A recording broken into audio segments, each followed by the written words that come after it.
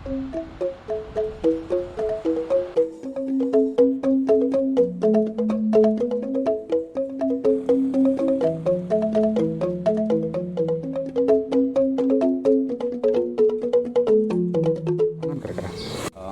di awal sangat sulit, ada kadang-kadang mereka pesimis, mungkin ini paling hangat-hangat kayak ayam, paling hanya sebentar, seperti itulah kesan masyarakat.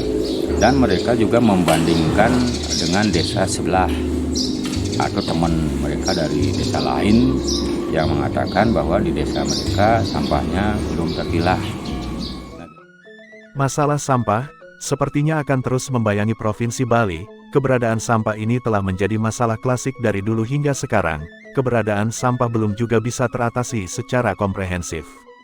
Diperlukan kesadaran bersama dan ketegasan dari para pemimpin daerah untuk membiasakan setiap keluarga di Bali untuk membudayakan memilah sampah dari sumber atau dari tingkat keluarga. Menanamkan kebiasaan ini tentunya tidak mudah tapi bisa dilakukan. Seperti halnya yang telah dilakukan di Desa Temesi Kabupaten Gianyar. Desa Temesi yang juga merupakan tempat pembuangan akhir sampah Kabupaten Gianyar ini, kini nyaris 100% warganya telah mampu memilah sampah menjadi 3 bagian, yakni sampah organik, anorganik dan sampah residu. Keberhasilan ini tentunya tidak mudah diraih, diperlukan 1 tahun upaya penyadaran tak kenal lelah terus-menerus. Keberhasilan ini juga tak terlepas dari gaya kepemimpinan perbekal Desa Temesi Ketut Branayoga, yang dengan tegas mengedukasi warganya untuk memilah sampah dengan segala resiko politiknya. Seperti apa perjuangan perbekal Desa Temesi ini untuk membudayakan memilah sampah bagi warganya? Mari ikuti laporan kami.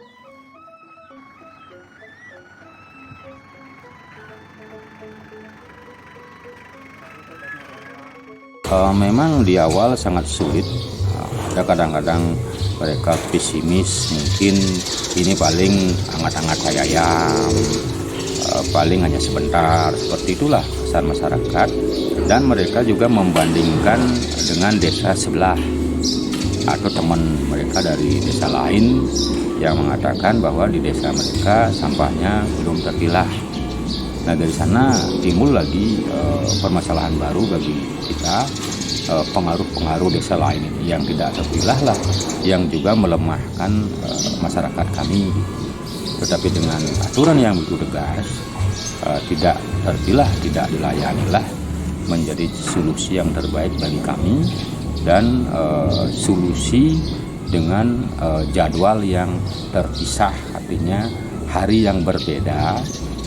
Jadwal pengangkutan dari jenis sampah seperti organik, anorganik maupun residu. Akhirnya sejak 1 Mei kita pertegas mendukung program pemerintah dan Gianyar. Itulah masyarakat kami tidak terkejut karena kami sudah melakukan lebih awal, sehingga sejak 1 Mei itu masyarakat kami sudah terbiasa dengan pemisahan atau pemilahan sampah di sumber. Ya, di awal memang seperti itu, kita juga menginstruksikan, menginformasikan kepada masyarakat untuk memilah, tetapi karena jadwal mereka tidak terpisah, sehingga mereka memilah di rumah tangga, misalnya beberapa keluarga, tetapi mereka melihat di dalam mobil sampah tersebut, sampah yang sudah tercampur dengan mata kepala mereka sendiri. Itu juga menjadi paradigma bagi masyarakat. Artinya begini, rugi rasanya mereka memilah di rumah tangga, tetapi toh di dalam mobil itu dicampur oleh tenaga kebersihan gitu. Sehingga dengan solusi jadwal yang berbeda harinya, kesempatan masyarakat untuk mencampur sampah atau kesempatan karyawan kami untuk mencampur di mobil kendaraan sampah itu akan semakin menurun atau tipis lah kesempatan, karena sudah akan kelihatan tercampur atau terpilah gitu. Karena kita sadari pada 3 desa, 3 banjar, ada 3 banjar, sehingga masing-masing banjar itu mendapat pelayanan dalam seminggu itu sekali organik, sekali non organik plus residu. Nah, dalam perjalanannya itu masih juga masyarakat mencampur, tidak 100% mengikuti karena kebiasaan-kebiasaan yang agak susah untuk merubah. Nah, akhirnya dengan tekanan-tekanan cara mengatur sehingga masyarakat mulai mengikuti arahan kita, karena pada saat mereka mencampur kita tidak akan mengangkut gitu. Artinya kalau tercampur tidak diangkut. Nah, dengan sanksi tidak diangkut gitu aja, tidak dilayani.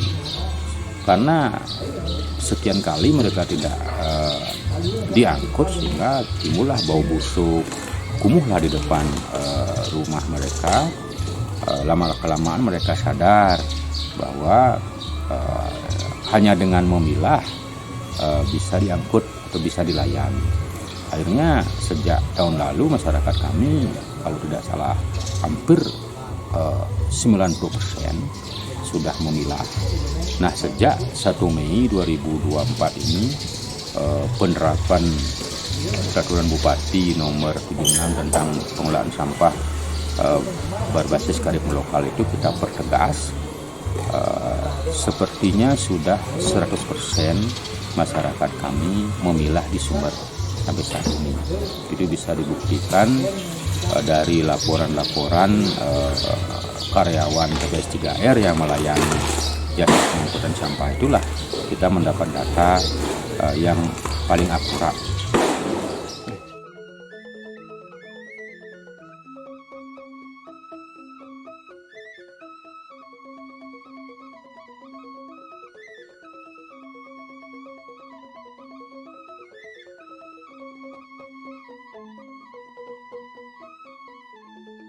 Di TPS 3R Desa Temesi sampah organik dan plastik telah terpisah.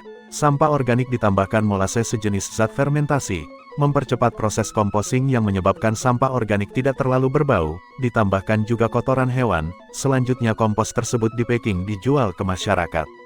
Sampah organik telah selesai di tingkat TPS 3R Desa Temesi, tidak dibuang ke TPA.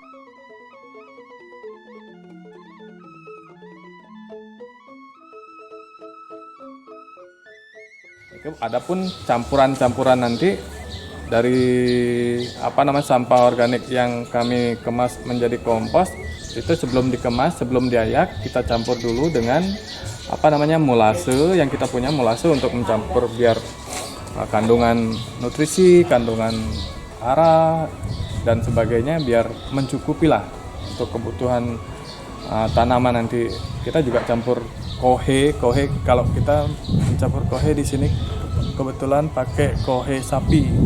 Kohe sapi kita dapat minta lah dari masyarakat, dari petani, dari.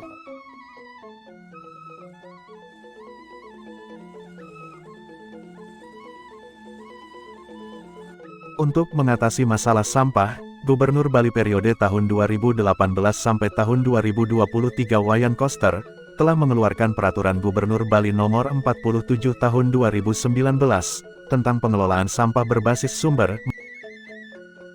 Masyarakat Bali dengan kesadaran sendiri diharapkan bisa memilah sampah dari tingkat keluarga. Dalam hal pemilahan sampah ini akan membentuk kebiasaan masyarakat untuk memilah sampah yang bernilai dan untuk kedepannya untuk diwariskan ke anak cucu kita semuanya. Upaya penyadaran, pembiasaan dan membudayakan memilah sampah ini diharapkan bisa menular ke kabupaten lainnya, sehingga TPA-TPA di Bali tidak overload dan tidak terus menambah lahan.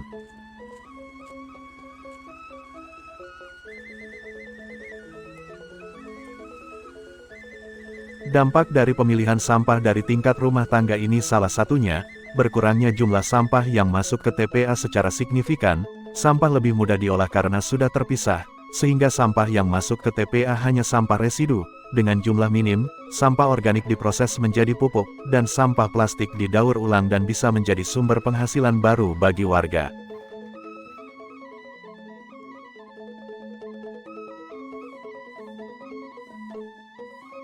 Mari, jadikan segalanya lebih baik.